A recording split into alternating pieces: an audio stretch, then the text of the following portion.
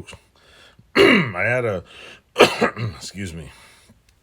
I did have a cool non-motorcycle review, but I left it at the house, so I only got half of it this week. I bought this thing at a garage sale for like $2. Yeah, $2. What is it? Here, I'll show you.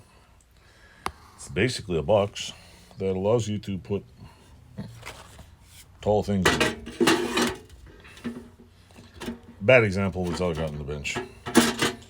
The guy said he used to have a garage, and it's basically a big box. Thought it was cool. There's a little organizer thing in there. I don't know if you can see it. It's blue. It's cool. With that said, I picked up that. What else? I also bought some of this. I don't know if I already did a review on it. I want to try it out in some old plastic. I seen this on this old trike and another channel who was wiping fenders down. I guess you could say I got the cloth shot. Apparently it's really good.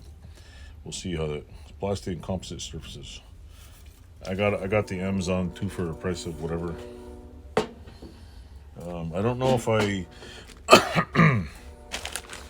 didn't really open this up. It's a pull cord for I think it's a Honda 200. I don't know if I bought the right one.